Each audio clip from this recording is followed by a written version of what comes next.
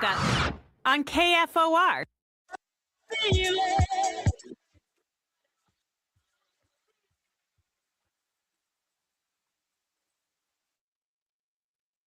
Good morning, Lincoln, Nebraska. Happy hump day. Welcome to the morning hookup.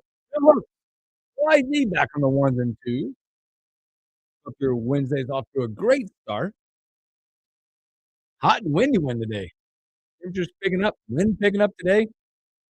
Feels like summer in Nebraska today. I don't mind it. No, I don't mind it. Not scorching hot. The breeze. It's the day that we call like, where's my trash can gone? Where are my cushions on my patio gone? Type day. It'll be a great one. Hope you're off to a great start. A lot to get to today. College World Series. We're down to the Final Four now. We'll get into that here momentarily. World Cup. The Stars were out yesterday. That's why I played that song. That's from the 2010 World Cup, Yep. I think. The Stars were out yesterday. Absolutely delivered. High flying. We'll look at that. Talk a little football, a little Husker football recruiting. Hot right now. What it means on the track that they're on with their recruiting right now. Because it stayed hot. Brian Munson told you yesterday, be ready. There's some more. We got one yesterday. The blue chipper. Henry T. Buchanan. He'll join us in hour number 2. Probably go around a little Major League Baseball as well. There's stories upon stories in the baseball world right now. As we're not quite to halfway, but we're kind of creeping that way. Season has flown We're by. creeping that way. Kind of look at the standings a little bit, stories, and all that. And a whole lot of you. Feel free to call 402-489-1240. Buzz in, say hi. Or you can join us on YouTube or Facebook. Check us out. Drop some comments. Share the love. So we got a lot going on. It's a lot of good stuff. A lot of good stuff. My last day of the week as well. I start a annual journey of member guest golf tomorrow. It's a grind. Making a call to the bullpen. I'll be in YZ in the house tomorrow on the 3-man. Be YZ, Justice, Elijah, hanging out with you guys. We'll probably talk more soccer than we will today. And no show Friday. No show Friday. We're off on Friday. Little holiday. We'll take that off. Chill out. I'll be in recovery mode this week. It's Father's Day weekend too. Oh yeah. Start thinking about it. I find it interesting. I don't know, this is my perspective on Father's Day. It's like Mother's Day is a day of, again, I'm not saying Father's Day not, but love, gifts, relaxation, showing appreciation. Right? Father's Day for me, maybe like a hot take, not an opinion. It's like the day I just want to be chill. I don't need to That's how you can I don't show need it your all. appreciation. For show my appreciation, but let me hang out. I love on Father's Day because this one's unique. It's on the back end of a member guest golf tournament. I'm good for like a nice grill out day. We'll throw some steak. And that's what we do. Our annual thing is Father's Day is we all get together. Stacy's parents, all that. Everybody get together. We do steaks on the grill for lunch. Mm-hmm. And then for me, it's like going back home, kicking my feet up and watching the U.S. Open final. Getting to do the things that you like. That's it. Yeah. I always say, like, Father's Day is the day I don't want to be a dad. People are like, what? Yeah. You know what I'd really love is for everybody to come and hang out and watch the U.S. Open with me. I might catch a nap in there somewhere. I don't think that's... Is that a bad statement? I don't think it's a hot take. I think you're on the right track with this. They're like, what do you want from my son, by the way, my youngest? And again, they like to get gifts, and I love their thoughtfulness on Father's Day. But my son, my youngest, my wife takes him out. They get to pick something out for dad, or I don't, whatever. Yeah. But my son, my youngest, because I'm in a golf tournament this weekend, right? And so I've been doing this prep list of stuff, whether it be hydration packets, Advil, BioFreeze, all this stuff, because I literally will be, my wife, there's ladies events too, but it's a 3-day at the golf course event. Mm-hmm. Like I'm going to be there tomorrow, like at 7:30. We'll get home around 9.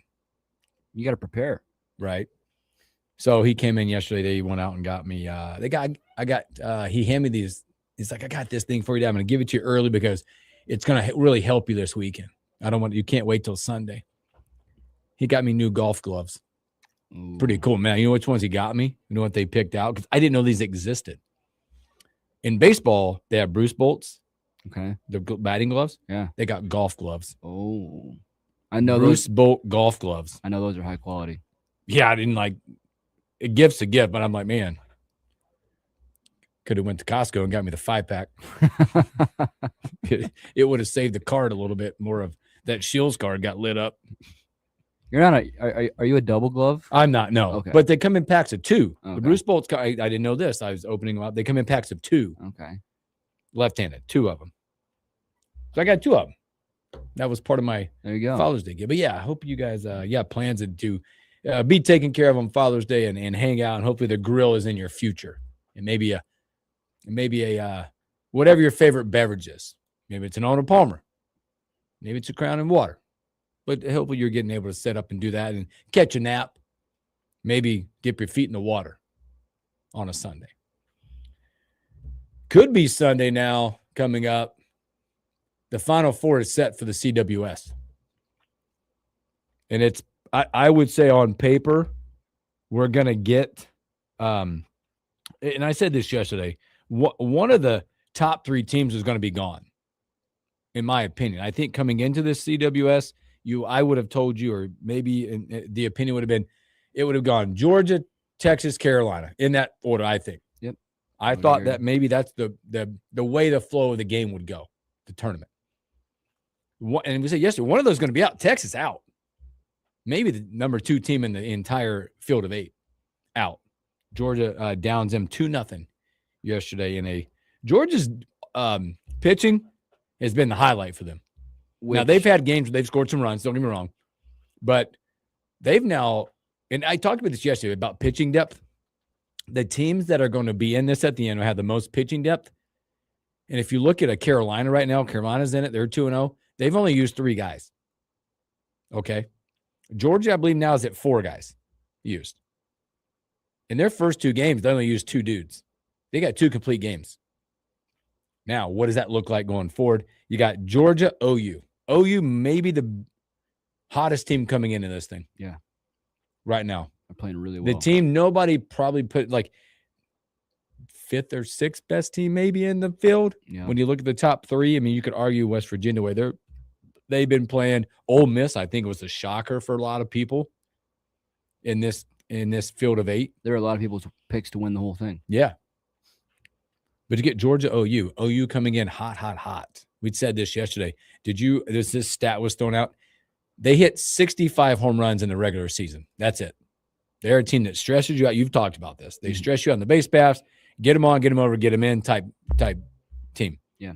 They've hit 21 home runs in the postseason. Yeah. 21 of 86 now. I think the kid's name is Dayton Shockey. He's been the one that's really came on as of late. Yeah. He had the walk-off home run in the Supers against Georgia Tech. Mm-hmm. He's the main power bat on their team. But, yeah, not their identity, but their bats have woken up in the past couple weeks. Yes. So they'll get that match going again. We saw this 2 days ago. We saw this matchup in a 4-3 victory for Oklahoma as they sit at 2-0. So that's what game? I think that's the 1 o'clock affair today. Let me look. Sorry, I should be prepared here a little bit more. Well, speaking of no, that's the night game. The night game you get Oklahoma, Georgia.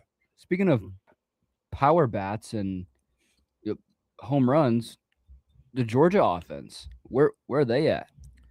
You got to think at some point they're going to get back to what their style of play is, but I don't know. They've kind of switched their identity a little bit in the College World Series and been able to win these lower scoring, getting good pitching, games, really good defense. Mm-hmm. Again, the thing with the other night was they had chance at the end, right? Jackson at the plate, base loaded, 2 outs, just missed it. Mm-hmm.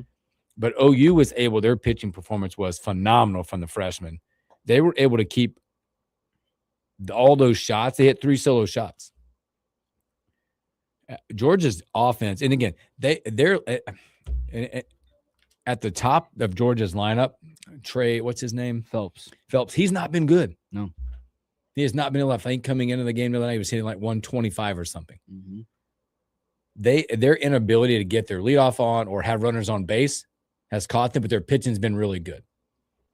That'll be a clash. That'll be a clash tonight, by the way. Again, Georgia, OU. OU, again, but after today, we could have the championship series set. The early game, the 1 o'clock game, the Tar Heels of North Carolina against West Virginia. This one's going to come down to pitching again. Advantage Carolina today. Advantage Carolina in the pitching role. Again, they've only used three guys. The 17-year-old has come in both games and been lights out. We're probably going to look back on what that young man has done and go, whoa. I think he's 11-0 right now in games. But he's also, I'm pretty sure the stat is he's 28. Carolina is 28-0 in games he's shown up in. And Carolina's just been opportunistic. We talked to our kids about this yesterday, about games that things don't change at whatever level of baseball you play. We talked about the three things you got to do. Got to throw a ton of strikes. Mm-hmm. Those strikes. Yep. Got to hit the baseball and execute. Third one is you got to make the routine play. West Virginia got stung in that inning the other day. They didn't make routine plays. And Carolina took advantage. Error by the second baseman, clearly probably double play ball. Boom, triple. Yep. 2 runs. Both good matches today. Carolina, again, 1 o'clock today in the heat and in the wind. They'll be out there. Then the nightcap SEC matchup, OU, Georgia. Do we get a Thursday off, or will there be Thursday elimination? I think you're going to get one game.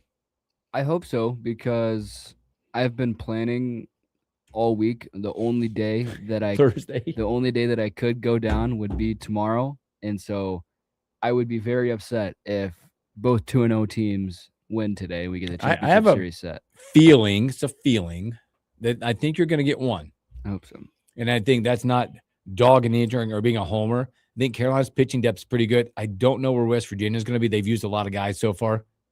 And having that extra game to get there, I think Carolina could get on top today and win this one. I anticipate Georgia having some type of breakout today. And you're going to get that third game, that additional game on Thursday, which is a to be announced. Looks like for North Carolina, they're going to be throwing Fulger Boaz. Yep. Give me those stats. Do you have them? I don't have those on hand right now. I'm just looking at the starters. And West Virginia will be going with Chance and Cole. But you said one thing that I want to highlight: the heat and the wind. Mm-hmm. If you've looked at now, and this is just like inferring based off of numbers here. If you've looked at some of what the over/under totals have been set for most of these games, they've sat at 10.5, 11.5. I think last night the Georgia-Texas game was like 12.5. Both these games today, the opening line is set at 14.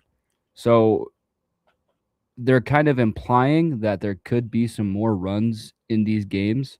I could see it more in Oklahoma, Georgia, but maybe you get fireworks in Carolina, West Virginia too. You might get those. Let's see here. I'm trying to think if I can get these. I can find some numbers here. It makes you wonder. I think this is maybe one as we look at some stats here with Carolina and West Virginia, probably for that first game. It makes you wonder if they're going to be what the attack is for Carolina. Yeah. Is it a bullpen game? Yeah. Knowing that you got one in the hand. West Virginia, you've got to come whatever the best you got. You got to win this one. You go pretty much all hands on deck if you're Carolina. Short leash on guys and throw whoever you want. That's a big number. 14's a big number. Huge number. My goodness. Did not realize that's not. These aren't giving me lineups in here. Sorry. Boaz on the season. This might be why the total is set that high. He is sitting at, I think it's a 7 ERA, if I'm reading this correctly. Woo! Yeah. Through 56 innings, he has given up. That's West Virginia, right? Carolina. That's a Carolina pitcher. Bullpen. Yeah. I think Carolina's showing you how they were approaching this today. you might get like 2-3 innings out of him. Even less if he struggles a little bit. They'll have some guys ready and yank him if they need to, if he gets in trouble. Yeah, it looks like if you go through his game logs on the season, there's a ton of appearances where he's only going 2 1/3, 2 2/3, 3 1/3. They're not looking to ride this guy out for 6 innings or have him throw a complete game. He's going to be an opener and have some guys behind him. So. Could be some electric baseball today. Kind of feels like that. That's the bullpen style of game. Knowing that you just got a little something in hand sitting there for you out there. Not that's the approach, knowing that there's a luxury of being 2-0. Yeah, absolutely. On that side. And then you mentioned West Virginia and having to get that extra game, having to use that more pitching. They're going to be less able to do that, so they could get hit up as well. Could be a really fun 1:00 game. You said, what was his name? Fulger. Yeah, Boaz. there he is. I just found him too. Yikes. I was kind of going back and just looking at just some other stuff in there. I mean, like I said, he's got a lot of appearances, like you mentioned. He's got 16 appearances. Yeah, he's got 14 starts. But they're not riding him out there. They're not right. No, you look at that on that side.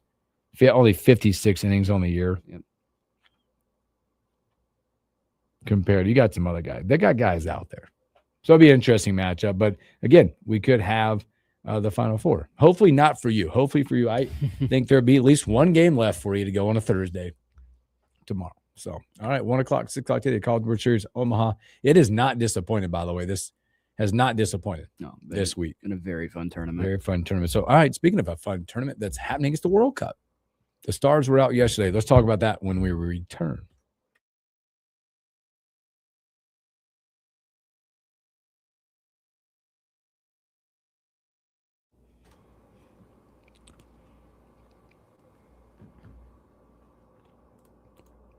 They've got to be determined on those games. I wonder if they're just waiting to see it, like what that. For which ones? Both games. Like if there's both games tomorrow, it'll be another probably 1-6. Oh, yeah.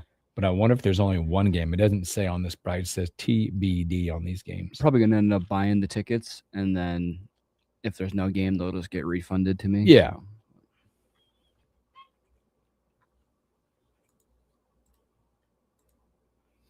Looks like West Virginia is throwing Chanson Cole, I think. But I think he's already thrown. They might come back with him.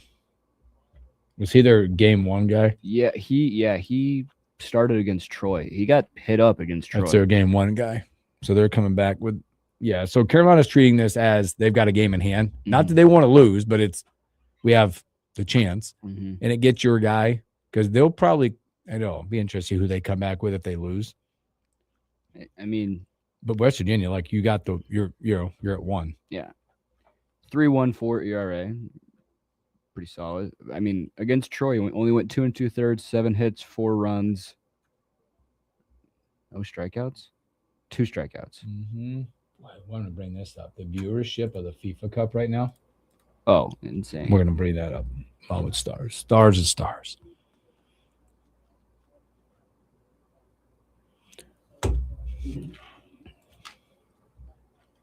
Good morning, Flood Extend. Good morning, Todd.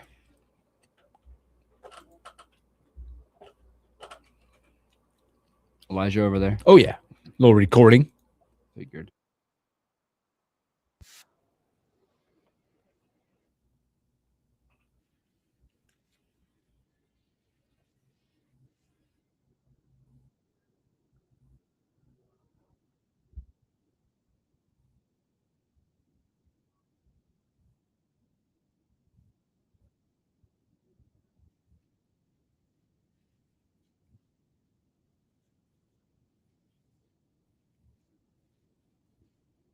Oops.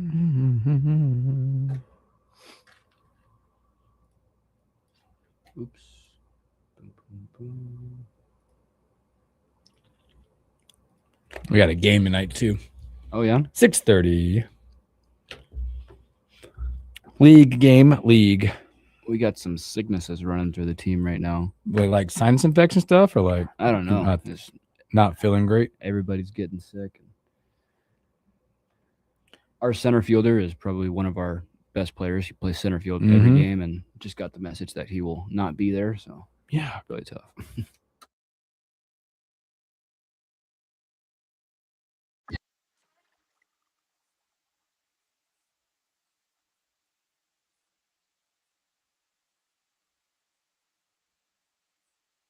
Welcome back to the morning hookup.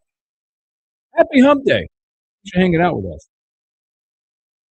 I hear like country songs right now. I don't know if you saw the big story. Jelly Roll and Bunny XO. Yeah. File what is happening in the music world. Country music upside down. Well, this song in How could that not work out? Man, that ain't gonna work. How's the rest of us gonna work? This is crazy. This song in particular, I don't know what it is about it. Is that Ella Langley? Ella Langley. Kind of first onto the scene here. She's a country song, but kind of had it on repeat. Yeah, did you see? I turned into a country music fan. I really wasn't. Honestly, probably still until I started working here, knowing that we got top notch, top of the line sister station with their 96 kicks. Absolutely. I was just trying to think. I think because we've been talking World Cup and following Freddie. Yeah. Freddie, man. Have you seen the updates on Freddie? I have not kept up with Freddie. Let's see if they did. I'm pretty sure. I got to read this. I got to find this tweet. It sounds like they're going to be going, like they were in an Uber or something, and they got a word of this Ella Langley. Oh, lady. Yeah. I did see this. Right? They were singing, and I think they're going to a concert. Yeah. They got like free tickets or something. Yeah. They've been in Houston right now. They're like doing the they're doing the NASA tour. Pretty fun. Where's that? Yeah, I'm not gonna tell. They ate at some chicken place. Jerks. You gotta respond to Freddie on shout out. Hey, come on, why don't you come visit us? Come to Lincoln, Nebraska. We got some chicken for you. We got chicken, man. We just did a little Target. They went to Target. Yeah, I think they got hooked up. Oh, yeah, here it is. It says our plan. This is 2 days ago. Our plan for the coming days. We'll be staying in Texas for a few more days and returning to Houston on the 17th for the Portugal versus Congo match. After that match, we'll jump straight in the car to start driving towards Oklahoma City for the Ella Langley concert on the 18th. Look at that. J.J. Watt. Did you see J.J. Watt? He sent them a signed jersey. Yeah. What is happening? All because they started posting stuff on Twitter and got recognized. It's pretty sweet. The hotel that J.J. Watt put us up in. J.J. Watt put him up in the hotel. It's good stuff. That's what the World Cup's all about, bringing everybody together, bringing communities together.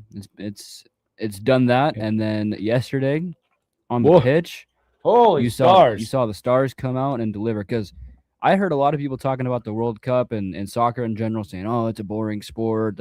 All these teams are just tying. What's the point? Blah, blah, blah, blah. Well, first of all, there's strategy to that in the tournament. There's teams are not trying to go too crazy.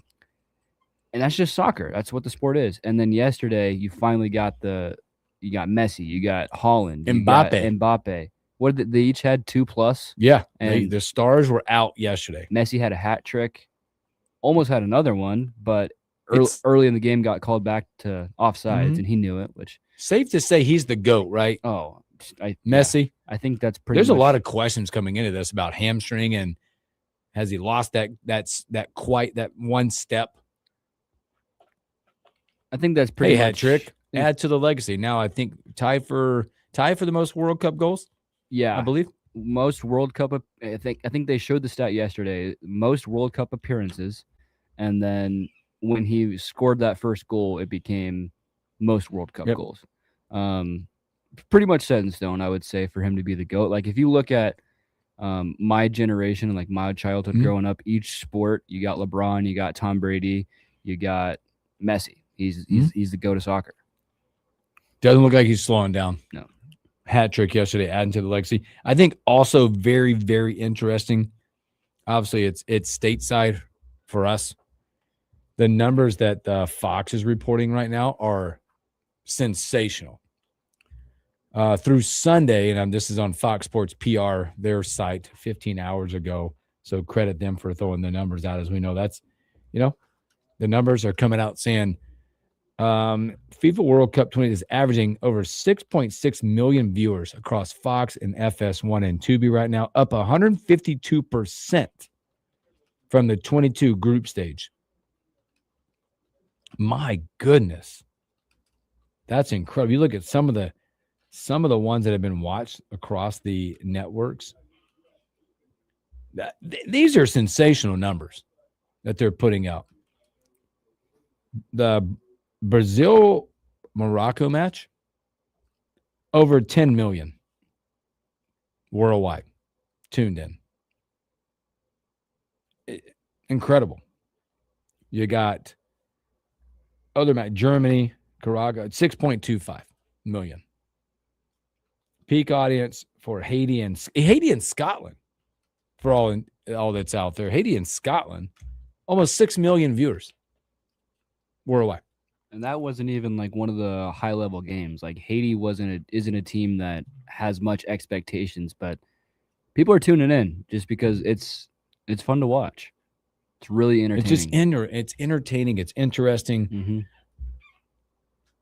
Does it feel like, to me, I mean, I'm getting into it, like just like me with hockey, that I started watching more. Is it just because we're stateside and we're the host country that it's so much more into it this year? Like it seems like there's a huge buzz. Probably, yeah. I think Elijah mentioned it on Monday. This is the U.S.'s opportunity to really expand soccer and get people interested in it, and I think they've done a really good job at it. You have all these, what do you want to call it, landmarks around the country of all these stadiums that you can host huge soccer games and have an abundance of fans, and you get the people traveling from those countries, and then they're like, "Whoa, like this is awesome! Look at this stadium." It's really growing everything. Isn't it amazing? I mean, this is probably more of a let's talk about it on the morning show over there. Isn't it amazing? I'm not going to get into the political side of all this. Europeans come over here and visit. There's thousands of them here. Mm-hmm. Their love for America, they love it more than we do. Yep. At times, right? I know we live here all the time, but come on.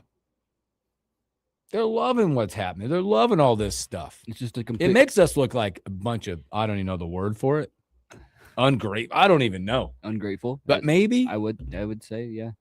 They come over here and they see how we do things, and they're like, whoa, like it's so much it's way over the top compared to other countries. Like everything's just bigger. Everything is I wouldn't say more advanced. There's probably some more other countries that have more advanced technology, but it's just different than what they have over there, and it's a whole different way of life.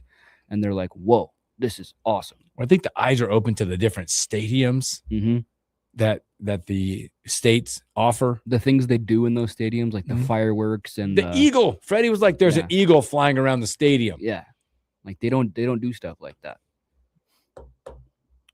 But it's only the first weekend. Mm-hmm. The first week. There's so many group stage games. There's so many left today. There's already one. They're already out right now. Austria's up 3-1 on Jordan right now.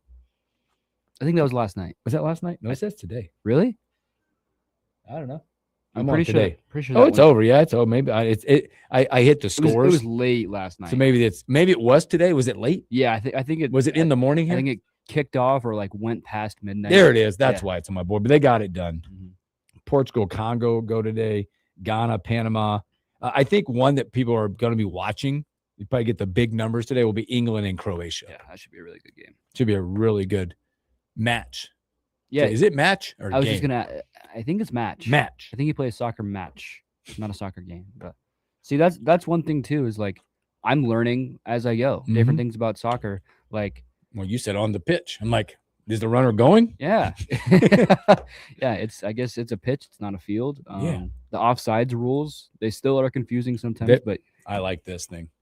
The box. I love that. Hey, review. Well, it's cool. The technology that they have, offsides, you can go and look and see like exactly where the line is, and if you're leaning forward a little too far and your left hand is across, that's offside. Soccer is the most. very Again, technical. is it fair to say soccer?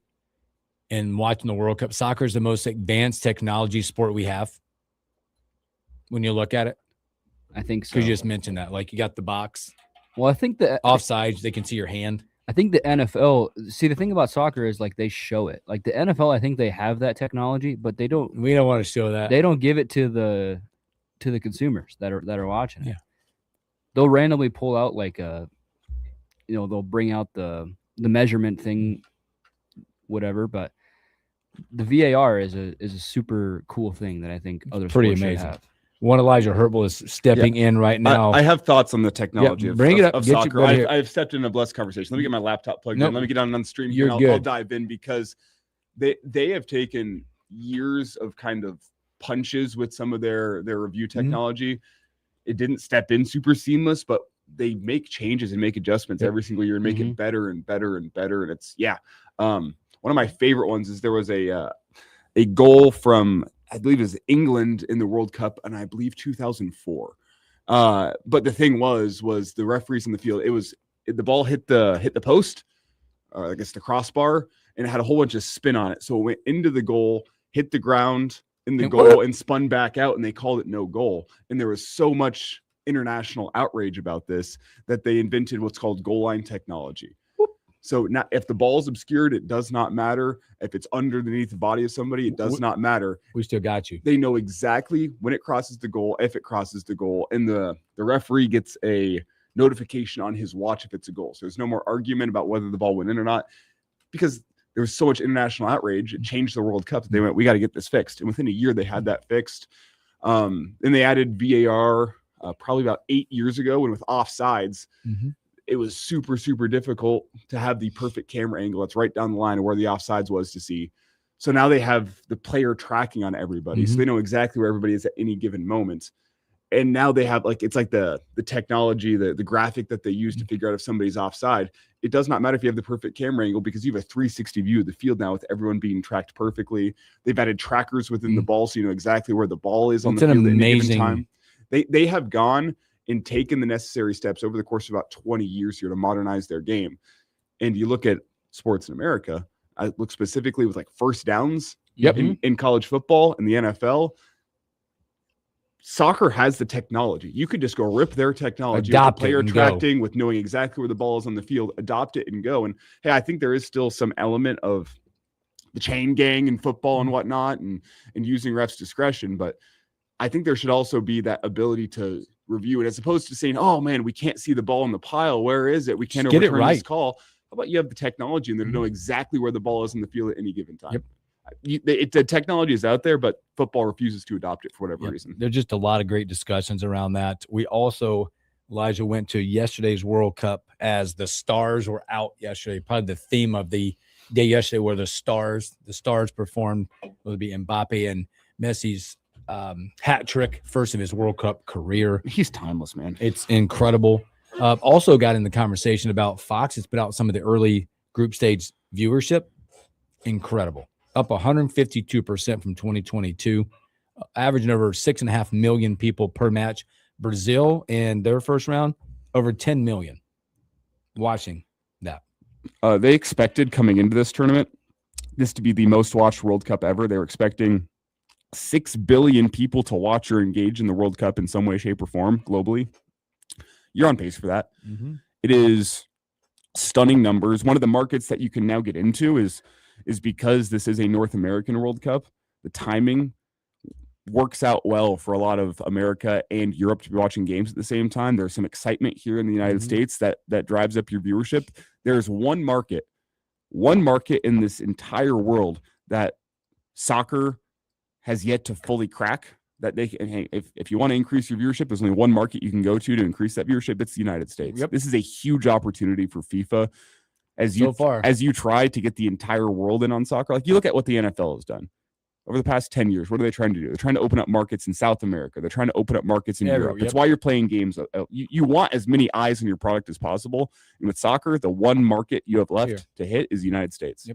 They're doing a great job this year. They're I think trying to drive up some engagement, and the games have lived up to it as well. I mean, over 6.5 million per match right now on average. And like you said, the matches have lived up to it. And again, like I said yesterday, the stars of stars were the story, I believe, when you look at it from yesterday. Messi is timeless, man. I don't understand. Like, that's a guy coming into this with a hamstring thing. Has he lost a step? Will he even play?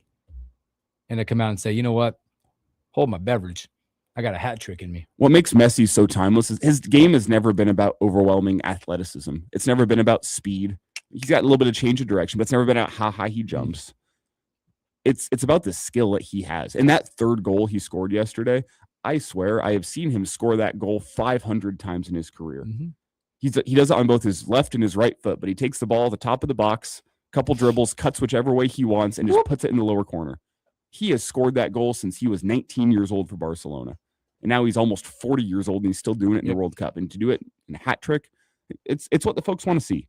They got it yesterday. People want to see the stars being stars. Kylian Mbappe was a star for France yesterday. That game was stressful for France until Kylian Mbappe in the second half just goes takeover mode. Yep.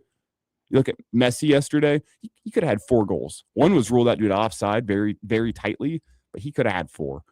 That's what people want to see. There are stars aplenty. You have some stars in the England squad that are playing this afternoon, but you need the stars to perform. You need to have exciting matches, and this World Cup has checked both of those boxes thus far. Pretty amazing day for him yesterday. In the group stages have been really stinking good matches with some shocking results. We didn't even get to it yesterday. A little bit with the Spain shocker yesterday, which is you're going to go a draw. Well, it's a draw against Spain, in fashion that they had like 27 shots on goal, 7 directly on, in a team making their first appearance. Which and the goalie is Cape Verde. Cape Verde. And the story of their goalkeeper is Doesn't incredible. that sound like a coffee drink? I mean, and that's the beauty of the World Cup is you have countries that you've barely even ever heard of going up against the giants of the world and performing well. Curacao got a goal against Germany over the weekend, and that was the biggest moment of their entire country's history. That was a really cool story. They came on like a windowless school bus, and they didn't even care that they got beat 7-1. They were just happy to be in the World Cup and scored a goal against Germany. And their coach is emotional over in the coaching box during the national anthem because he's kind of a coaching legend over in Europe. He built Curacao up from nothing. Whatever hooks he's reacting to, we'll get to in a second. But built it up from nothing, thought he wasn't going to get a coach in the World Cup because his daughter has been, I believe, sick with cancer and went to go care for her. She was on the upswing, doing better for herself. So he comes back, and the coach that took over said, "Oh, if you're back, I'm going to resign my job so you can have it back and coach in the World Cup." He got that opportunity. Then Cape Verde, their 40-year-old goalkeeper, he didn't even play professionally until he was, I believe, 26 years old. He was a semi-pro, just playing on the weekends. And he gets noticed, gets signed, plays professionally, builds his way all the way up, and then his first World Cup performance is perfect against the World Cup favorite coming into this was Spain. He is perfect against this at age 40, being a guy that nobody even knew his name until he was in his mid-20s as a soccer player, and he's still nothing special. He's playing in the 3rd division in Portugal, I think. I'm going to read this article at the break, probably figured out, but it is, am I correct? It's Cabo Verde? I think Cape Verde. This article says says Cabo Verde. I wonder if that's translation. Maybe, I don't know, but the headline, I've not read the article yet, recruiting on LinkedIn. What? They have some story about them. What? And a 40-year-old goalkeeper and a belief in themselves. That's the headline. I'm going to read this. They went on LinkedIn. They're just like us. We're looking for talent. It's incredible. So more to come as World Cup continues to march on. Big ratings out there, big viewership. It's continued to deliver a lot for us, this country, and all the countries that are participating in it. So more matches today on the pitch. I just got that. Do you like that? I like that. I've been working on my lingo, my language for soccer. There's so many things. It's the pitch, the touchline. Nope, not today. It's not the sideline. It's the touchline. Not today. We'll get you there. We got pitch and match. We're good. We're gonna take a break and come back and let's do a little. I want to talk about football, Husker football. Oh, football, not football. Okay, not football. Okay, yeah, it's soccer. That's another point. Is it soccer or football? Soccer. It's soccer. Okay. Soccer. We're like one of the. We mentioned that. One of two countries. It's us in Australia. Yeah. Soccer. But England invented the term. we adopted it because we needed to differentiate between our sport that we called football and the sport that they called football. But England used to call it both football and soccer. And then whenever we started calling it soccer, they stopped calling it soccer because we're Americans. And they went, okay, we can't do the things the Americans are doing. Those posers. We're right. It's soccer. Let's take a break. Come back. Well, we're not right, but No, for us we it are is right. soccer. We are right. We're right here. We are right. I'm having a discussion with my wife. I'm right. You're wrong. We're going to take a break and come back and talk American football.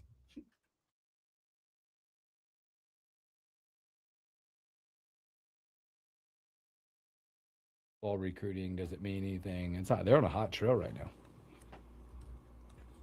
Oh yeah, I wanted to mention to you guys, next Friday, would it be okay if I'm out? What? We're taking a quick trip to Colorado for the weekend. Yeah. Should be all right. We may ask Justice. I do have a wedding the night before, but Okay. I'll be here. But I should still be here as well. Okay.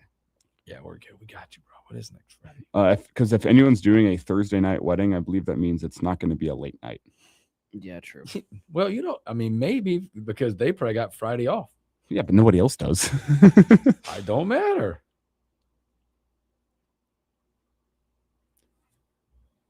Yeah, I assume that we're not. Again, that's it's Triple Crown State, but I assume we don't have any games on Friday. He's choosing Texas. I would assume. Hopefully,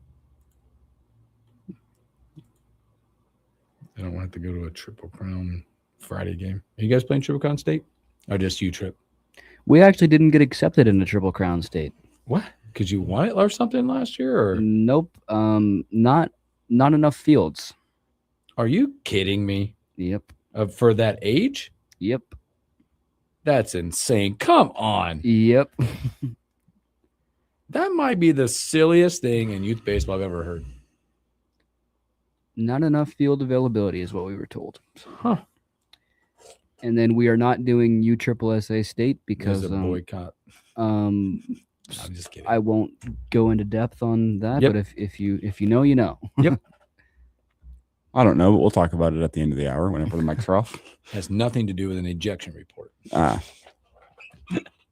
It was nice. We talked about this yesterday, but it was Monday we talked about this. It was such a cut and dry one where nobody disagreed. It's nice. Yeah, it's great.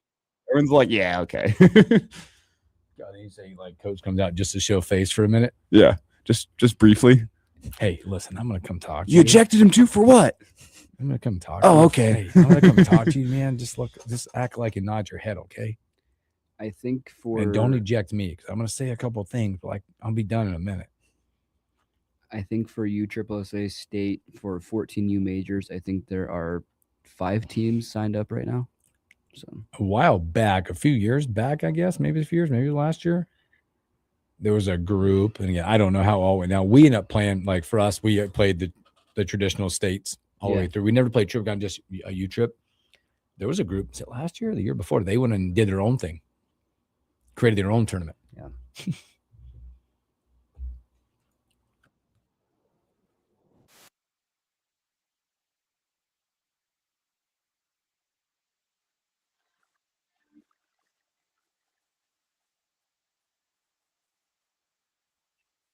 Welcome back in the morning hookup. Thanks for hanging out with us. Again, happy hump day. A little windy one today out there. Be a little hot. It's typical. Here we go. College World Series 2 games today. Maybe the final 4 is set. Maybe getting our 2 championship teams. Is wind blowing in or is wind blowing out? It said the Northwest. Northwest would be across the field, kind of towards right Yeah. then. Yeah, well, out of the Northwest or towards the Northwest. If it's Northwest, then it's usually out of the I think it's Northwest. Out of the Northwest. So they'll kind of be across the field towards that right That's line. where my app is, out of the Northwest. So it can really wreak some havoc on foul balls. It'd be really interesting. Match is you've got the 4 set. We talked about Carolina, West Virginia rematch. Carolina, West Virginia, Georgia, Oklahoma. Both those top two teams are in the driver's seat right now with the 2-0. Carolina, we haven't looked at Georgia game quite yet, but I would anticipate Georgia winning today and having another game on Thursday for YZ. He has getting tickets for tomorrow, so he's hoping that happens. Carolina's in a unique situation. We talked about earlier. Is they're in a bullpen game with their starter. It looked to be one of those. They're going to piece this thing together. And YZ brought up an interesting thing. Did you see the over/unders for runs in both these games? I did not. What was that number again, YZ? They're up to 14 and 14 and a half. What does that tell you? Somebody doesn't have arms. Carolina's in a bullpen game. I think OU and Carolina are both in situations where maybe they're going to say, hey, here's the deal. You got to beat us twice. We're going to, Carolina is in that mode. And probably Oklahoma, we're going to throw a couple of guys, maybe 5 guys at you today. And hopefully we hit the baseball. Where on the other side, West Virginia, I believe, is coming back with their game 1 starter. And then Georgia's probably going to go, like, they're in must wins. There's no doubt.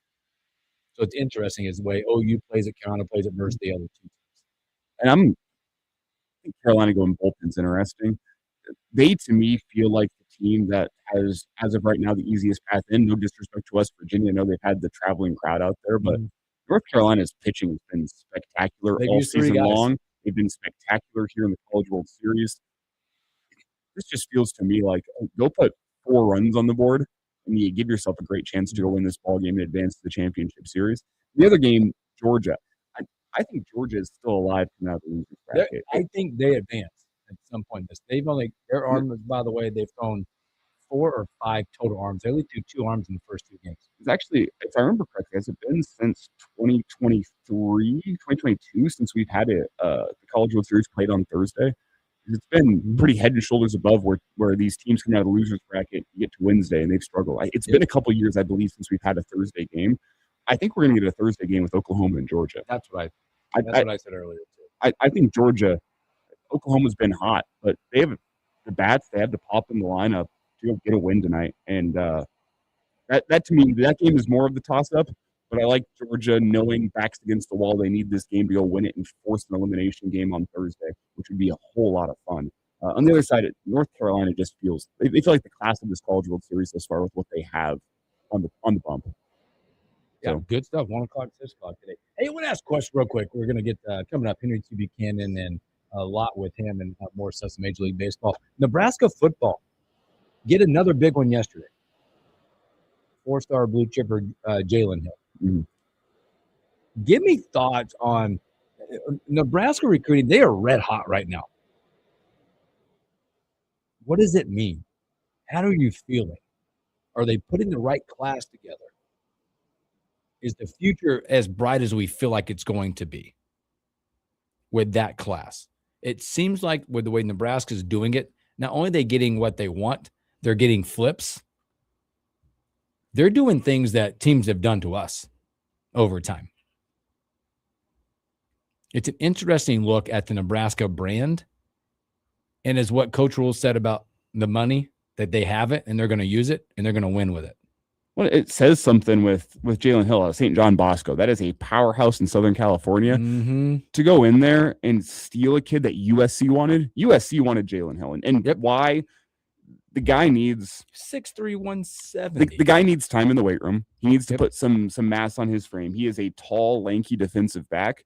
But you look at the height, I see 6'2". Some places have him 6'3". Usually I'll take the smaller one. And hey, if you're surprised he is 6'3", awesome. But that is a prototypical size defensive back that the NFL wants now. The NFL wants big body defensive backs that can come stick their nose in the run game and make some tackles. The top defensive backs you see in the NFL are all kind of that 6'1", 6'2", 6'3" mold. You're not seeing many defensive backs sub 6 foot anymore in the NFL. Things have really changed there. It's even in the last 5 years. This is you going and getting a guy that's got NFL potential with his body type, and you're beating out a team like USC for him. Which USC, if you look at the laundry list of offers he held, I always go in the recruiting side and go, all right, we landed this kid, right? And again, there's potential. I don't get into like looking that, but I always go back and go, who did we beat? Because there's over time you're like, well, you beat Boise State, you beat, right? I think I put a little bit of stock in that, but you look at like you mentioned USC, Texas A&M, Florida State, Ole Miss, Notre Dame, Indiana, Washington. I mean, these were star-studded offers this kid was sitting on. And it's what I got with the NFL body type.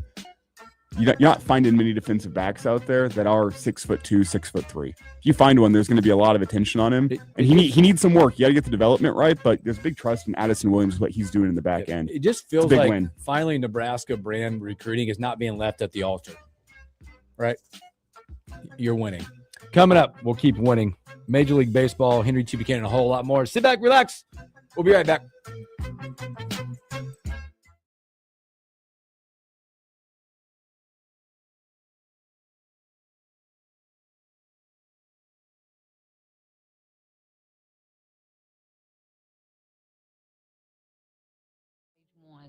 It's never too late to quit. Even if you're still smoking, you need to ask your doctor about annual lung cancer screening. Just 30 minutes a year could save your life. Call the Nebraska Tobacco Quit Line, 1-800-QUIT-NOW, 1-800-784-8669. Paid for by Tobacco Free Nebraska. Aired with the Nebraska Broadcasters Association and this station. Hey, Nebraska, this is your moment. The 42nd annual Cornhusker State Games are back July 9th through the 19th in Lincoln and in communities across the state. With more than 70 sports, from first-timers to seasoned competitors, this is where you prove it. Don't wait, because registration prices go up. Sign up now at CornhuskerStateGames.com. Earn it, wear it, own it. This message is brought to you by the Nebraska Sports Council and Connoisseur Media. Before I was adopted, I felt like nobody wanted me. I felt like my life was already over. At a certain age, they don't want you. You're troubled and stuff. Even if I wanted to be adopted, who would adopt a 17-year-old? Inside, I knew, I'm not a troubled kid. I know what I'm in for, why I'm here. My biggest fear was that I would age out and not know how to be sufficient on my own. I had nightmares every single day at my birth mom's house. It was just really scary for me living there. I was scared, I was lost, and I felt hopeless. I felt like, don't I deserve to feel happy and loved? I just wish I'd gotten adopted sooner. Unfortunately, the number of children waiting to be adopted from foster care is on the rise. The Dave Thomas Foundation for Adoption is the only public nonprofit charity in the U.S. focused exclusively on foster care adoption. You can help. Go to davethomasfoundation.org to learn more. We're not living in some perfect TV land, the kind where the sun's always shining and life's what-ifs just don't exist. Here in Nebraska, we live in reality. We have unpredictable weather and risky moments that mean you need insurance protection you can trust. At Battle Creek Insurance Company, we protect you with flexible policies for home, auto, farm, and multi-peril crop insurance. Hometown service for all of life's what-ifs. Contact your local independent agent and ask about Battle Creek Insurance. Better together. Are you having trouble hearing? Hearing loss can devastate the quality of your life. Now, there's an affordable fix for you or your loved one. Rated the best hearing aids of 2026 by Forbes Health, Audion Hearing has the highest quality hearing aids at the lowest prices, starting at just $98 a pair. I actually like them better than my old $5,000 hearing aid. I could not believe how my hearing and life changed. Join over 1 million happy customers by going to audionhearing.com. That's AUDIEN hearing.com. You know that feeling? Like every door is closing and you just can't see a way out? Being unemployed, underemployed, or just out of school feels a lot like that. But when you find the right tools, suddenly everything just clicks. Getting on that path may be easier than you think. A good place to start? Go to findsomethingnew.org. At findsomethingnew.org, you have access to resources that help develop new skills. Skills that will position you for careers in today's growing industries, from healthcare and manufacturing to cybersecurity and alternative energy. Plus, you can take advantage of online courses, certification programs, apprenticeships, and more. So you can take yourself from unemployed and uncertain to empowered and prepared for what's next. Find your path to a new career today. Visit findsomethingnew.org. Lincoln's local news, talk, sports, and weather station. FM 101.5, 1240 AM, KFOR, and KFRX HD3, Lincoln. From ABC News, I'm Brian Clark. The U.S. and Iran are set to sign an agreement aimed at ending the war on Friday, right? Well, President Trump says maybe. I've gone into deals that were 100% and they don't happen. I've gone into deals that there was no chance of getting them done, and it happens, and they happen easily. So you never know with deals, do you? But you're going to find out pretty soon. I think it'll be done. They want to sign. He's at the G7 in France, and ABC's Karen Travers is there and says there's plenty of confusion about what's in the agreement. The president has said that he doesn't want to see it publicly released until it's formally signed, and that is not scheduled to take place until Friday here in Switzerland. Remember, the president and the vice president signed this on Sunday digitally, but now the president also seems to be casting some doubts on whether the text that was signed digitally on Sunday is actually the final text. A judge in New York said today Luigi Mangione is going to assert a psychiatric defense at a state murder trial in the killing of United Healthcare CEO Brian Thompson. Mangione, if that succeeds, could be sent to a psychiatric facility instead of prison. Attorney and ABC legal analyst Brian Buckmeyer explains what this means for the trial. The defense has to turn over all psychiatric information to the prosecution. They're going to have the ability to rebut that he had an extreme emotional disturbance at this time. It could, in a worst-case scenario, delay the trial because the prosecution will say, hey, we need our own expert to evaluate this defense and see whether or not we can make arguments against it. If it doesn't delay the trial, it's going to add a whole other argument. Americans are spending more. Retail sales in May were up by almost a full percentage point. Today, the Federal Reserve will announce its latest rate decision. It's expected to leave rates unchanged. The first announcement from new chair Kevin Warsh. Tropical storm Arthur has formed in the Atlantic. It is the first named storm of the Atlantic hurricane season. You're listening to ABC News. Man, I love this place. I've been surfing here since I was a kid. Now, seeing my grandson out on the water, it means everything to me. Watching him and taking in the blue waves, the sea breeze, the blurry horizon. If you have geographic atrophy, or GA, subtle changes in vision could mean it's progressing toward irreversible vision loss. Izervay is proven to slow GA progression and could help preserve your vision for longer, so you may keep seeing the world around you. Izervay, or avacincaptad pegol, is an eye injection. Don't take it if you have an infection or active swelling in or around your eye. Izervay can cause eye infection, retinal detachment, or increased risk of wet AMD. Izervay may cause blood in the white of the eye, blurred vision, or a temporary increase in eye pressure. Do not drive or use machinery until vision has recovered after an eye injection or exam.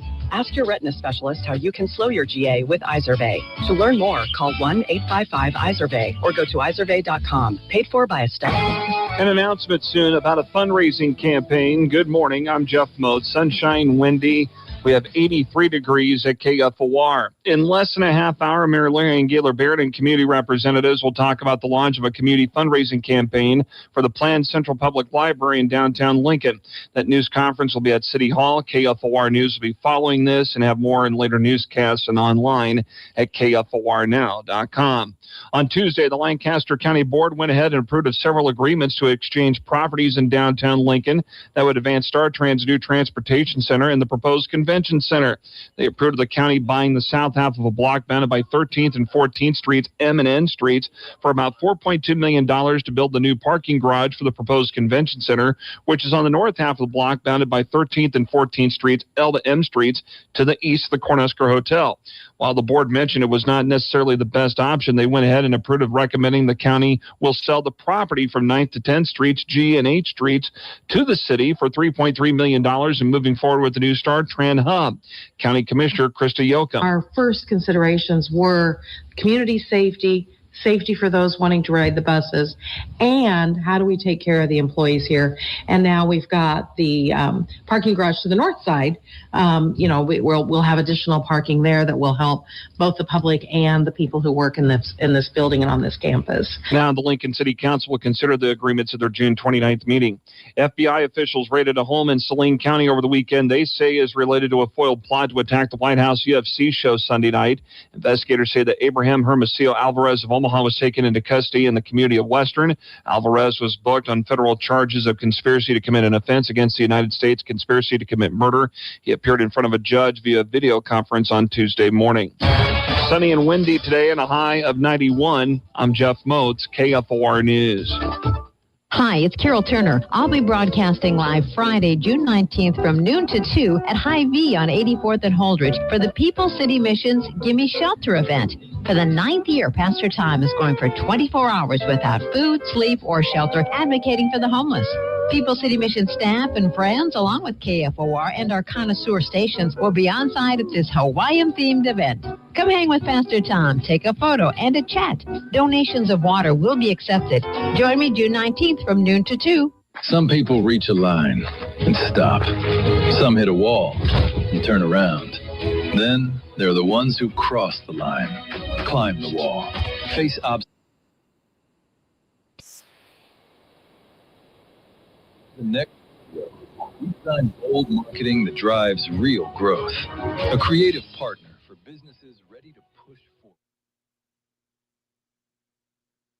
This is the Morning Hookup on KFOR.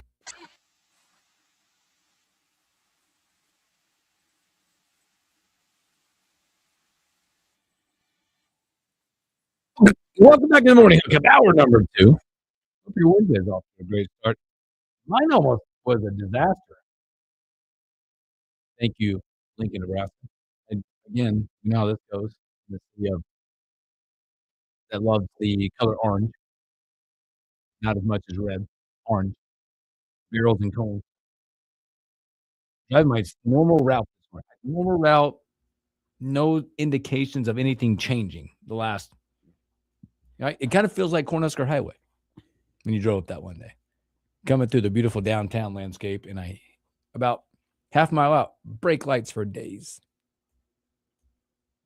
I was a little stressed out about it. I'm like, you got to be, you know what, me, right? See, I've been lucky here because this has been a big South Lincoln issue over the past couple of years with like 56th Street and 40th, and Highway 2. Name them all. We escaped it all in North Lincoln. Yeah, you did. It has gotten bad in North Lincoln recently. I have basically one route I can take into work, and now it's down to one lane. Yeah, and maybe I should be more diligent because I'm sure there's a site out there that says, hey, on this day at this time, these are going to be closed. I don't do that. I'm just used to doing my route, but I get through because I always come from where I'm at right through the center of town. I come up, hit 180, Superior, because we got to come around these days. They had 2 extra lanes closed downtown today. 2. Speaking of, the commute was awesome. Let me tell you. You guys want a fun little story from my evening last night? So there is currently a whole bunch of utility work happening in my neighborhood, and there's it's probably an arterial street that I live right next to that is currently closed down. I won't dive into the specifics of exactly where I live, but it's North Lincoln area, kind of Havelock area. You don't want to have some listeners show up to your front doorstep. I would call those fans of Elijah. Where's my candle? Anyway, the road is closed down for a block. It's like one of those closed downs where it says road closed, but there's space to get in between the signs. Sure. Somebody last night about 11:30 skipped past those road closed signs and was going through the road closed area, hit an excavator. Oh boy. Crashed into a curb. Knocked concrete off the curb. Oh boy! Jacked up their car. Was scraping along the street. They fled the scene. We went and followed. So after the police came and did their duty, you followed the trail because there's just scrape marks all on the street. You could see they dug a gouge into the road. So and the police were on it last night. We called the non-emergency line just to be like, hey, we have a vehicle description. Like, we already got one. We're following it. We're hoping to find him. Like, cool. But it has sparks coming out from underneath the car. Yeah. They smashed this excavator though. Screwed up their right front and side. They were it was metal on ground. Just going down the street, fleeing the scene. But that's how North Lincoln ain't used to this road construction. No. Yeah. That's a long way to say North Lincoln ain't used to this road construction. But there was some drama last night. There was so many car parts just left in the street last night that this guy drove off from. So sorry, I shouldn't say guy or lady. It was a pickup truck. Individual. It was a pickup truck, so I think we can Jackson T right quick. Oh, he just jumped in. Did he? Okay, I didn't see him. I just make sure I didn't see him in the background. Bring on that guy. It's our guy, Husker legend Henry T. Buchanan. T, what's up? What's up, fellas? What's up, Bill, Elijah, YZ? Hey, man, it's been a really, really good sports. If you enjoy sports, that is, coming off the NBA finals, and now there's World Cup, and you got Messi having a hat trick last night, and the guy from France, I couldn't remember. I guess he's the best. Yes, yeah, he broke the flute. Yeah, he broke the record or something, some type of record, making those goals, man. And I still got Pele #1 though, fellas. That's fair. Yeah. That's fair. To me, is that Messi's my number one, but I think Pele with his influence in the game as a whole and how he changed the game. Like, are we in the world now, like in the soccer world, where you're talking Jack versus Tiger? No, I'm just saying like LeBron and Jordan. Sorry, I got to go back. Jordan, LeBron. Let's get them in order. Let's get them right. And now you're talking Messi, Pele. Well, and you got Are those Ronaldo. You got Ronaldo in there too. Hmm?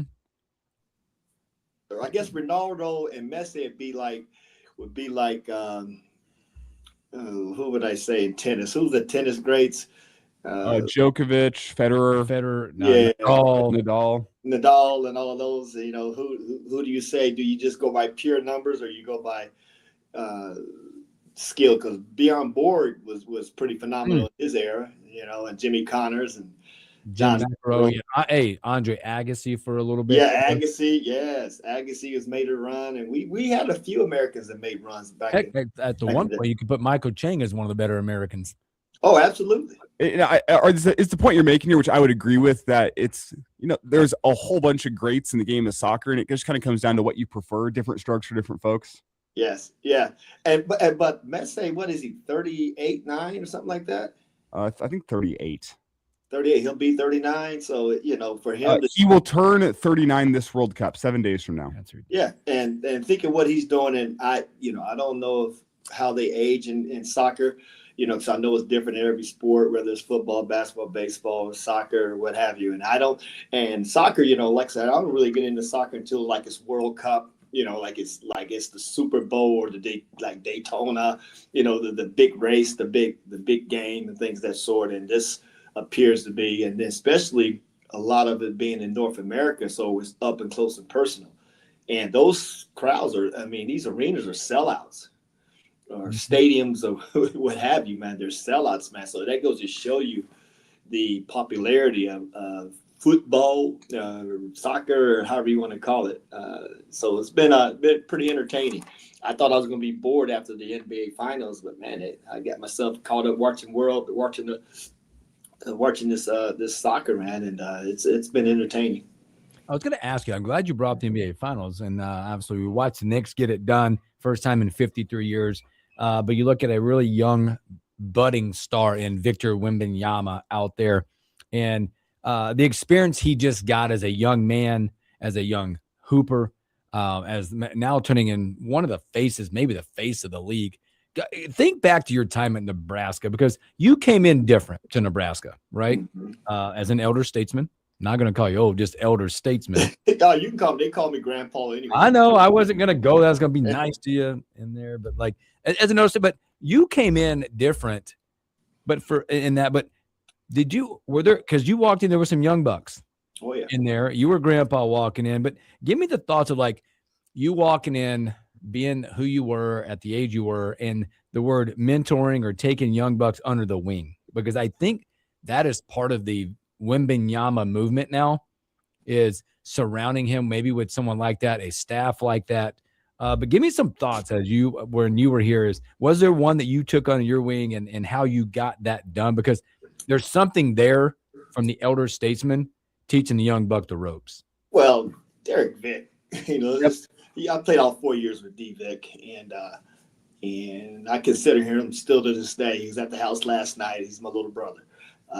And we had some good times and some bad times when it comes to whether you're at Hush JUCO or at Nebraska. We won some big games and we lost some big games, and there was a lot of trials and tribulations that you have to encounter in playing collegiate sports, and on the court and off the court, and just being there not only for him but my teammates.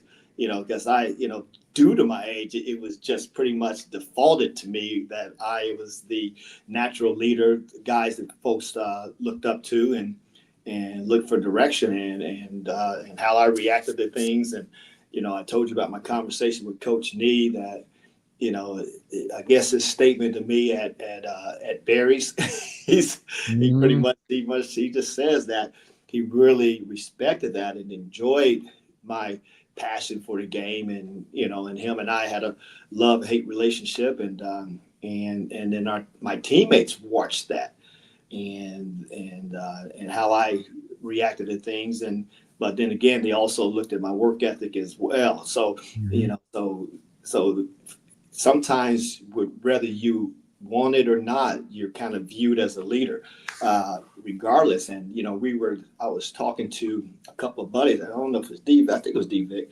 and we were just talking about what would a Chris Paul had done with a team like that in the finals. And not taking anything away from Fox, but that leadership and that person you can look up to, because yes, Wemby's going to become the face of the league. It appears that he's on that slate because Anthony Edwards did not want no parts of it. But it's going to be a journey that we get an opportunity to see, because every time you think, man, I'm tired of watching NBA. I didn't watch a lot of regular season this year, but this playoffs was so entertaining that, yes, I'm going to pay a lot more attention to the NBA next year, especially with the players I saw where one of our own Mass is at the New Orleans training camp. Then I think Sam Hoiberg was at the Pacers, and whoever these guys are getting these opportunities, and it makes then we have a couple NBA former Huskers in the NBA that you get to follow or what have you. So no, it's I just think not only basketball, but I think all sports are in a good place right now, just for the simple fact and regardless of what people feel about any sport, athletics and sports brings people together. And I think that's the most important part. And I know you're experiencing, and I know you've been to the College World Series. I might not even ask that question. I would assume, but that's that's your sport. And just think about it. I saw one of the coaches, I think Auburn's coach or someone of the coaches, Texas, I can't think of who it was, Oklahoma. Anyway, they were just talking about the atmosphere and the crowd and the fans and things that sort of, and where we're at for the state of Nebraska. And I'm just giving the state of Nebraska credit, their love for all sports and entertainment. And I know I went off base on your question, and she will be giving me a hard time because I love to share my wisdom and knowledge and my opinion. And but here we are. Well, you talk about sports bringing people together, and I love that. That's what makes sports so beautiful to me, is like you go down to a Husker football game day, and there are folks from all different walks of life, all different creeds, all different colors coming together at a Husker football game, and you are one for 3 hours on a Saturday in the fall. And you look at the World Cup, you have people that have come from hundreds of thousands of miles apart on the globe to come together and watch a soccer match. And despite the fact they're cheering for different teams, they're all having a great time together outside. It is, I'd say sports and music are probably the two biggest unifying forces we have in the world right now. And that's what makes sports so special to me, is it's an escape from life, but it's also a chance to bring people together and to show everyone, hey, we're not so different after all.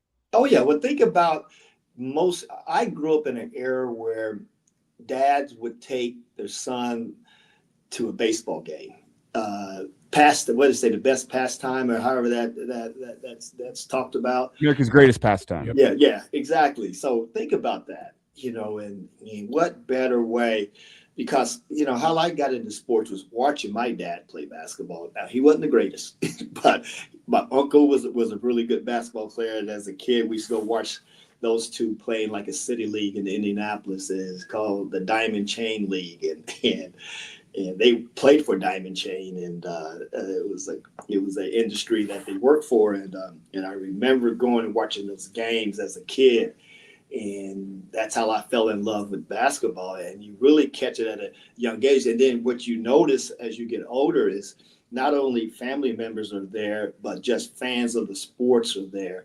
And I looked at the camaraderie and things of that sort, and what those athletes did to entertain the audience, and what this World Cup is bringing to America is the interest.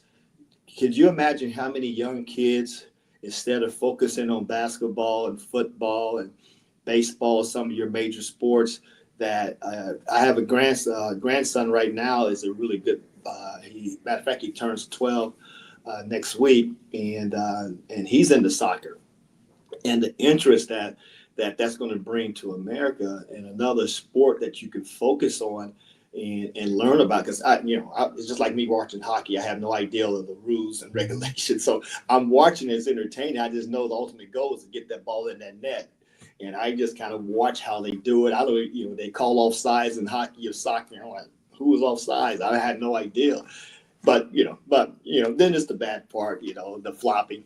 I mean, and I watch these soccer games, and I'm watching these guys that look like they got shot out of a cannon or got hit by a cannonball, and then up 2 seconds later, running as fast as they were before they fell. And heck, I saw one replay where a guy flopped and the guy never touched him, and he gave him the old yellow flag. And I'm just maybe NBA needs to do that, like penalize them a foul or something like that to prevent that flopping or what have you. But no, I just think it's great to have the World Cup. We've got the Olympics coming as well, and of course, America definitely competes, with the gold medals, silvers, and bronze, and we always in the top 2 or 3 overall when it comes to that. And a lot of these athletes that's running professionally, that's their way of living as well, and in the advertising, and it influences young people, because I'd rather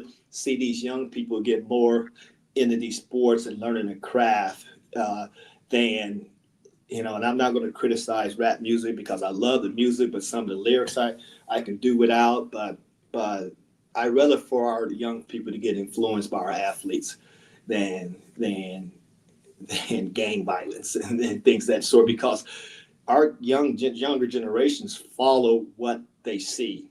And with social media, like my social media is full of everything Nebraska.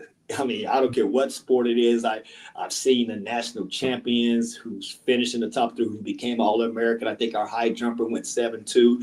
Getting that last jump made him an All-American. And I was like, I think he finished 4th or whatever it was. And, I'm just looking, this thing's this popping up because they know that's my interest, these dang old smartphones. And and I would love to see the younger generation get more involved in that, just for that. And then once you get into these sports and what comes with it, and it's inevitable, is the academics. Educate yourself. If you can get a free education, let's do it. And now you get a free education, get a little money in your pocket. So, that's hard to beat, fellas. I think what's so beautiful about sports T is like it just the inclusivity of it. You can have, somebody that might not be from their family might not be from money, and they might not have much in life, but he can go outside and pick up a basketball or pick up a soccer ball, and that can kind of make you something. And then like the cultures, and bring like the World Cup, for example, all these different cultures coming together, and you can mix these different communities. I just want to get your thoughts on all of that. Oh, I love it. And you're learning other cultures, because America's always been a melting pot of the world. And we have all walks of life that reside here in America, and different cultures, and learning that different cultures. I had the opportunity to spend a year over in South Korea and visit Japan and Philippines, and seeing how other cultures live, and then them to bring it to America so we can really appreciate it's more than just us in this world. In the demeanor, and as much as you think you're not alike, that you're really alike, and we're all the same. And just to watch their passion for soccer is like our passion for NFL football, baseball, and basketball, and to see our guys compete. I know we played Friday, and I'm excited about watching them Friday, because I'll be in Nebraska. Actually, I'll be heading up to O'Neill, so hopefully I can get up, either leave after the game or get there before the game, and get a chance to watch us compete again, and how good we are. It's I tell you, YZ, it's sports. I mean, some folks frown on it sometimes, and I know we get a lot of complaints now about the transfer portal, the NIL, and things of this sort. But to your point, you think about someone from the inner city that was born into poverty, and didn't know where their next meal was coming. But one thing that they fell in love with was football or basketball. Mm-hmm. Let's go with basketball because that's my sport. And when you just all of a sudden you fall in love with this game and you play it every day, you play for hours, you're getting better and better and better. And then somebody finds you out, and all of a sudden you're getting looks for nobody grows up now, and maybe this is true. But when somebody tell me when I was in kindergarten I wanted to be in the NBA, I didn't even know what NBA was in the kindergarten. But when people tell you about the dreams, but when you talk about these guys that work so hard, I'll just talk NBA. It's only been approximately 5,000 NBA players in the history of the sport. So that goes to show you how difficult we even make it to the NBA. And for someone to work that hard to get to the NBA, to become one of the best of all time, and take it back, because when I went to school, if they took us to McDonald's, a booster, that might be the death penalty for the university. Think about that. I mean, I know it's funny, man, but that's facts. That's facts. That's facts. And now, and I remember, I talked to Carl Hayes and, all the guys, and I talked to these guys, and they just talked about when they were in college, man. And even Michael Jordan, I seen when I was watching a little Last Dance where, he's in his apartment, calling his mom for money, and then just get a loaf of bread in his apartment. And same here. I remember we helping each other out. They borrowed my second car and money here and there for pizza. It was okay to come from a player and a former player, but let it be a businessman that want to reach out to help you. And so we had to kind of, which it helped us out, because I think that made us who we are now, because we had to work for everything we had and achieved and earned. And nowadays, there's generational wealth out there for these kids, and to take care of their family for the rest of their lives, if they manage their money right. And that's the $1 million question. And I know Coach Calipari had mentioned that his concern is, which, I'm sure he's been paying since he's been in coaching, but, at least in my opinion, I have no facts, but I know schools have been put on probation after you leave them. But anyway, being able to manage that money and not hire the wrong people, these snakes out there and these Ponzi schemes and things of that sort, because they're just bad people in this world. But just to have that opportunity to get that amount of money to be able to take care of your family is special. And what a way to get out. But golly, the competition, and we talk about transfer portal. I mean, you have to be a special player out of high school now to get scholarships. I mean, or you you've played a couple of years and you want to get to a better opportunity and a better place to win and things of that sort. And it's not that easy. College basketball, football, and all the sports is getting more difficult to play at that level just because of the competition and the ability to move around and Texas Tech. I don't know what you were doing with that quarterback. Thank God he put himself in the supplement draft. We don't need none of that. Nope. But I enjoy the fact that these folks, these kids, these young athletes are being able to make the money that they're making and to not only take care of themselves, but take care of their families, and then hopefully get an education at the same time. And obviously they are. I mean, these transport portals moving all over the place, and I'm trying to figure out how these credits transfer from school to school, because not all schools are the same and acceptance of credits are the same in classes. So, there's a lot of things that people don't even know that has to work out for these kids that's making all these moves. But I love the money that they're making, and keep it going. Awesome. Great stuff from Henry T. Buchanan. Let's take a break and we'll come back and we'll talk Husker hoops with a legend, Henry T.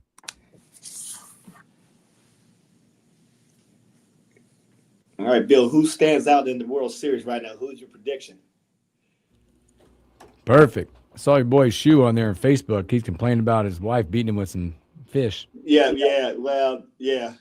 He said some of those probably goldfish that he's catching, you can put in a little aquarium. Hey, Those are the rules. It sounds like he's getting beat.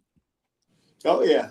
Well, I think he gets beats every time because he gets all worked up and get to making noise and trying to be distraction, and he's running fish away. He's not no true fisherman.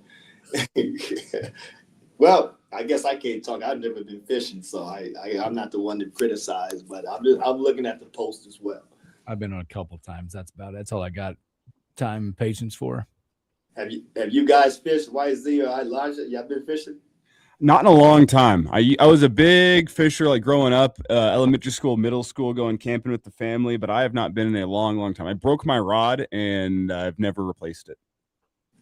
How about you, YZ? You broke your rod and not replaced it? He done. Fishing? My bike tire went flat. That was the end of the bike. Yeah.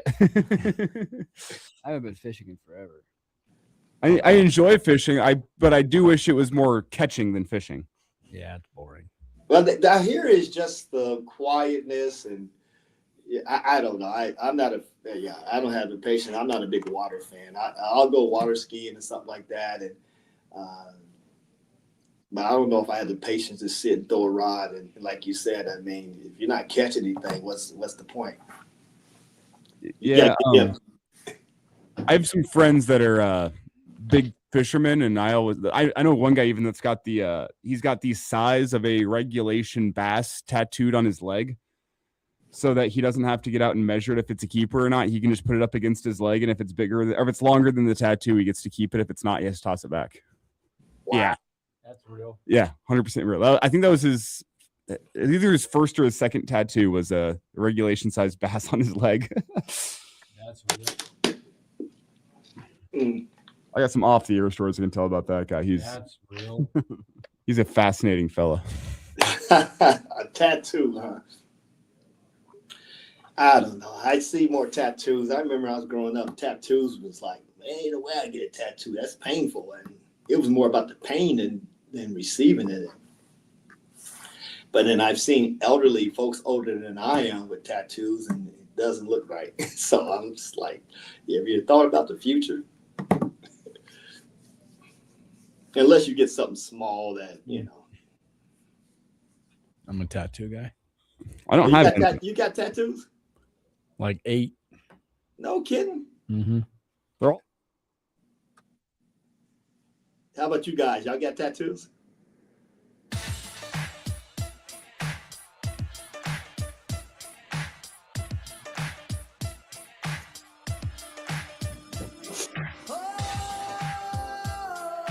Welcome back to the morning hookup. Hanging out with the legend, Husker legend, Henry T. Buchanan. We got into tattoo talk all of a sudden. I don't have a tattoo, fella. Oh, everybody had them. I don't know. YZ, you got a tattoo? I got 2, yeah. How about you, Elijah? I don't have any. I'd be willing to get one. I have not. What would it be? I've thought about getting. I want something that represents the state of Nebraska. No, I'm not getting an umpire tattooed on me. I've thought about I thought about getting a bison somewhere, but never felt the true inspiration to get one. So you don't have one, right? No. What would it be though? Man, if you don't, it'd probably be something with my mom. It'd be something with my mom. Oh yeah, that's fair. I'll keep it simple. But Elijah, whatever you do, if you get a word, make sure it's spelled right. I just remember watching We Are the Millers. Respect. No, what was that? No regrets spelled incorrect. No regrets. No regrets. Yeah. So if you're gonna do it, make sure you do it right. Make sure your tattoo artist is not under the influence. No regrets. That's amazing. We got the Husker legend Henry T. Buchanan. The 15th, couple days ago, Nebraska officially has now closed the door on last year basketball. Okay, they had the documentary put out that will be available to everybody. I believe in a couple of weeks, the 25th, it'll come out. I think it's the 25th out on YouTube. But they closed the page. They turned the page. It's officially done. Talk about the difficulties of that, because you experienced huge success when you guys were in the NIT. Yeah, got there. But you got to, at a certain point in time, it's over. It's done, right? Because now it's time, like, it's a new chapter, turn the page. You can't be living on last year's stuff. Well, those are the players who's still playing, but the players who's done, the seniors, because I remember after the NIT, and I know D. Vick and I and Jeff Reckaway were coming back, Bo Reed, and EJ had redshirted. He was coming back. So we had our core guys coming back the next year. But I remember our seniors and the looks on their face, knowing that it was over. And and then with you and us as the juniors, knowing we had another year, and of course you thinking we're going to the tournament next year, regardless of the youth and things of that sort, because we felt that we can compete anybody. But it's a mindset. D. Vic and I were just talking last night. We had Richard Boland. He's the assistant AD at Lincoln High. His son was out here looking at Arizona State on an unofficial recruiting trip because he's too young to have an actual recruiting trip, as a wide receiver. I think he'll be playing at Southeast, I think it is. Okay. Elijah Boland. But anyway, Isaiah Boland. I'm sorry. Isaiah. I'm thinking Elijah. Isaiah Boland. So look out for him. But anyway, when you think about that and what we were talking about last night, we're taking pictures with Richard. We call him Richard Boland, and his brother came with his 1-year-old and his girlfriend, and then Isaiah. So we're taking a picture, and I had to move something, and I said, "Oh, what's this?" And there was a little watch case, and I opened it, and it was the old Hutch Blue Dragons watch. And Vic said, "I lost mine. Did you steal mine?" So we get to arguing over that. And then I said, "Well, do you have your NIT watch?" Which is the 50th. It was the 50th anniversary when we played in it, and I had just got my watch back from my brother. He had it for years, and D. Vic still has that, but it just brings back memories. But you'll never forget those times. But the seniors who left would never forget it. You would always think about that year, and it's the same with D. Vic and I. We think about it and talk about it, even though we had another year, because those 20 wins. Because people don't realize how difficult it is to win 20 wins in college basketball. It's not that easy. That's about as hard as making the tournament. Is getting 20 wins in a season, and to accomplish that, you just think about the hard work that you all put in, and to achieve that level of success, especially for a basketball program who's not known for basketball, because during that era, football was number 1 and 2 in the country every year, with T.O. and Barry Switzer, and Oklahoma and Nebraska dominated college football at the time, but it always gave us something to always remember. And I guarantee, and I can't wait to see that documentary of the season. And heck, I was probably at 90% of those games. And I'm looking forward to seeing that. And they have something to be proud of, man, because they're going down as the best team of all time in the history of that program. And that's something to be proud of, and something they can wear on the shoulder. But even better, though, how it made us feel, the alumni who didn't get that opportunity to win that first NCAA tournament game. And, this team was special, and they deserve everything that they are receiving and will continue to receive. And I'm excited to get back to Nebraska, to get up there to talk to the coaching staff and meet some of the new players and see where we're going and see where we're at and see what Kel Jacobson and the guys are going to do for this year with Price and Frager. And hey, man, I'm pretty pumped up, because they're probably thinking like D. Vic and Rec and EJ and I and Van Pogies and Bo Reed and all of us was thinking at the time is what we're going to do next year to even though of course we didn't have the season we wanted to, but not even thinking about that. But this team has a opportunity with the transfer portal and recruits that we had to have a season similar, if not better. And that's what I'm hoping for. But I'm not going to comment on that until I see these guys play a few times and I get a good feel for, what we have talent-wise. And because I'm not worried about the coaches, because the coaches is going to do their thing. Now it's up to the players to execute. So I'm pretty excited about that. But this is a year to remember. And it's funny just walking around now anywhere I go and they're asking me about basketball. And it's fun talking about Nebraska basketball and the season they had. And then they want to know about your career. And I talk a lot of basketball, man.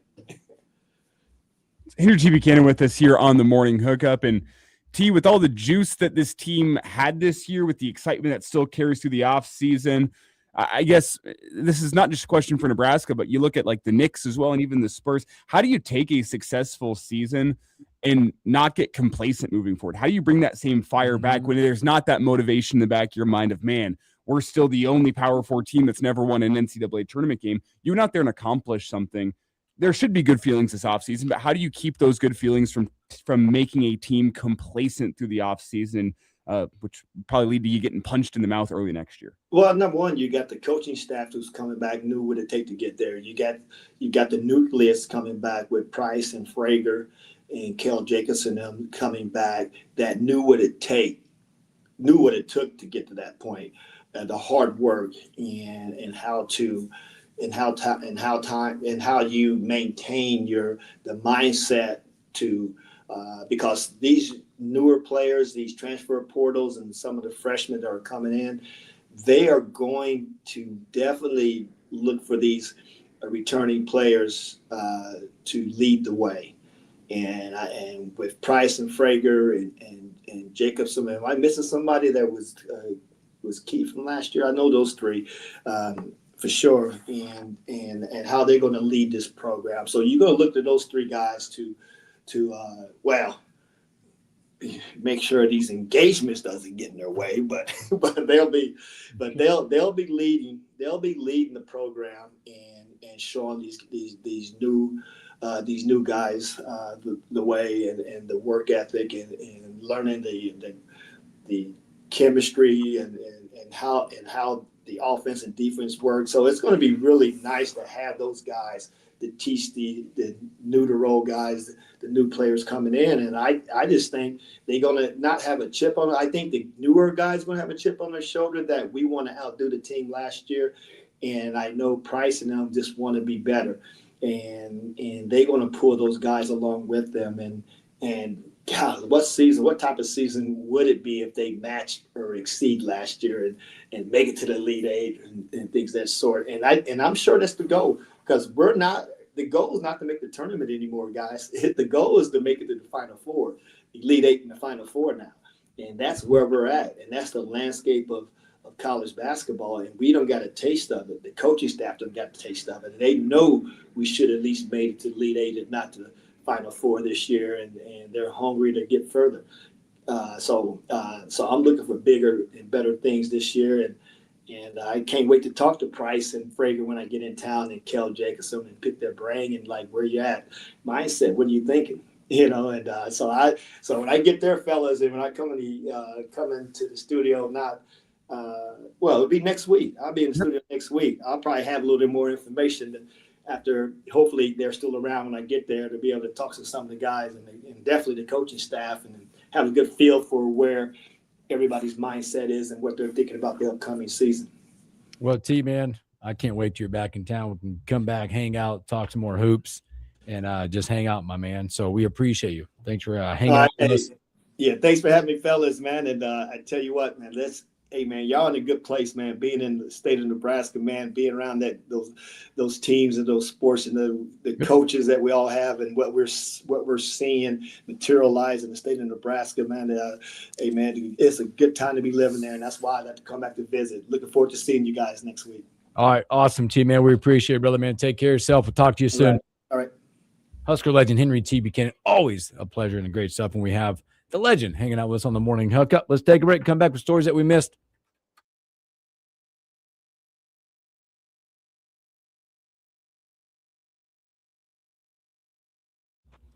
First of all, your mom wants to go to Colorado.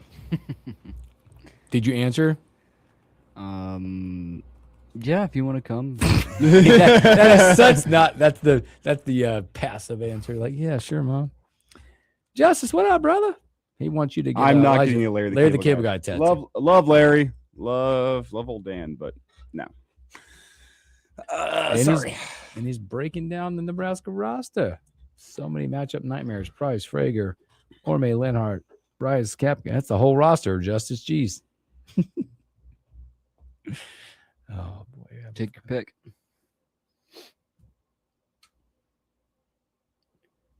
You gonna double price this year? Good luck. Please do.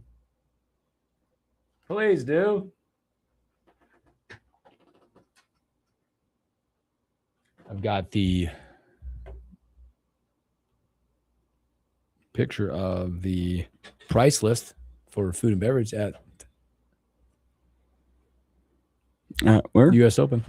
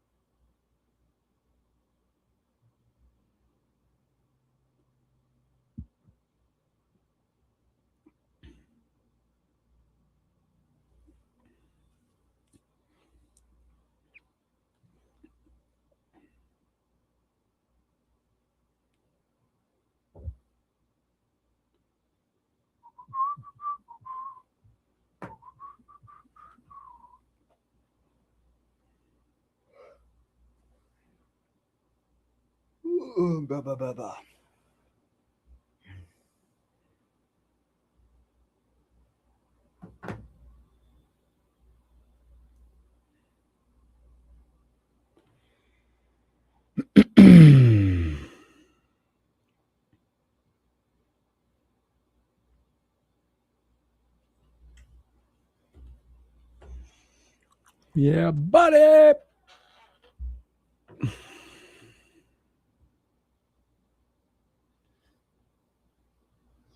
Defense is optional justice this year. Just get in the way.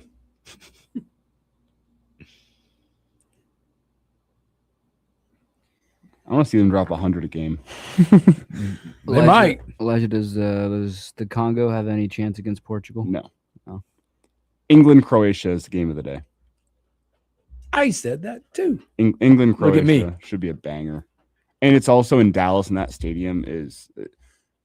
I had my doubts. That stadium from the Netherlands Japan game just felt so perfect for a World Cup.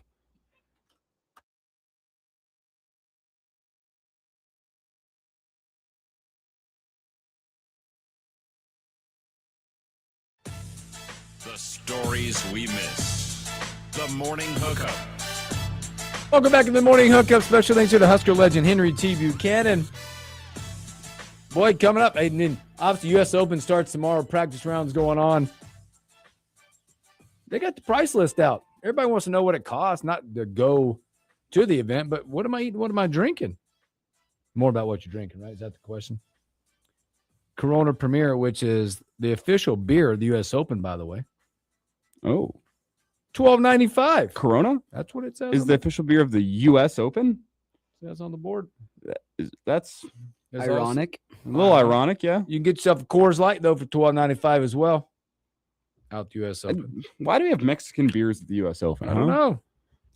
There's the official cocktail U.S. Open, a lemon wedge by Dewar's, $15.95. By Dewar's? That's what it says. Isn't that Irish? Well, look. Am I crazy? No, it's Scotland. Yeah. Why? I don't know. What are we doing? Get American whiskey in there. I'm just working on it. What I'm working on here. Dewar's, Tito's, Jack Daniels, Bombay with the mixer. This is getting worse and worse. Or you can get a transfusion. What brand of liquor is in there? Vodka. That'll be Tito's. Okay. Well, you can also go and get vodka's yourself Russian, so canned wine. Made in Italy, let me guess. Well, you got a Pinot Grigio or Rosé. Which one would you like? $14.45.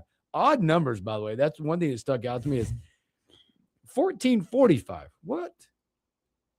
Bavarian soft pretzel fits your fancy for $7.49.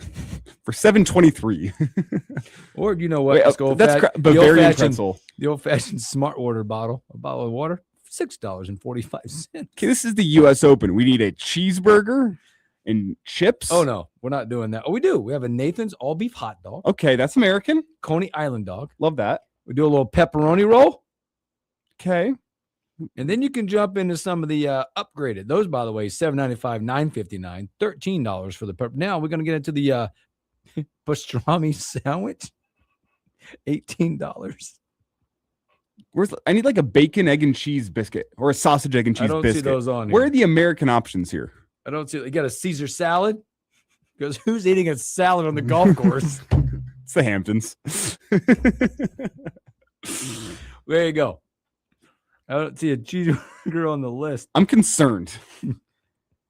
As I'm standing, Is it wrong of me outside that I'm the guy, like being an American, that I root against everybody not American in the U.S. Open? No, that's right. You're correct. That's right, isn't it? You're correct. Am I okay with that? Like, not man. No. I want an American to win the U.S. Open. I feel like that in the Open Championship. That I think they feel the same way. Yeah, it should be specifically an Englishman, but probably European. Don't come over and win our trophy. That's what I feel. The Masters is for everybody. The U.S. Open. That's the only event that's for everybody. The Masters, I'll say. Yeah, well, but I still want an American to win it. Yeah. And not a I don't want an American not to win I want the American to win the U.S. Open and no live golfer. I want him to continue to suffer. Speaking of, do you guys see what Brooks Koepka said in his presser yesterday?